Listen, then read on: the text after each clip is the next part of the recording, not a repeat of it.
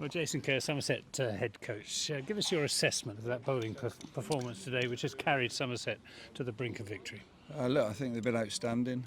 I think the surface changed slightly. I think the heavy roller certainly had an impact. Probably took a little bit of pace and natural movement out of it this morning. We've had to work incredibly hard, and I think testament to the group. There's certainly some carryover in terms of fatigue from the weekend, but they've been outstanding. How do the four members of the seam bowling group complement each other?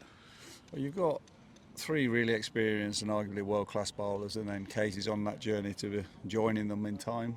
I see Case as someone in, certainly, I guess, the near future, pushing Craig and being the talisman of the side moving forward. But they just, to have Craig and Henners and set the tone the way they do, and to have two world-class bowlers on a surface that there is something in for them, that that they're going to exploit it.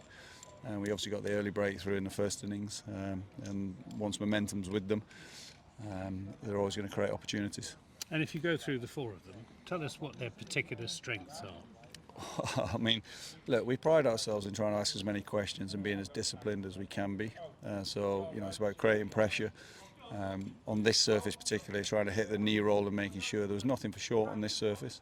So we're making sure we're slightly fuller and asking as many questions as we can. And then once the ball started to swing as well, it's another attribute that they all can bring. And particularly good performance, given all of the excitements of the weekend and the aftermath, when they must have been emotionally and possibly physically as well quite drained.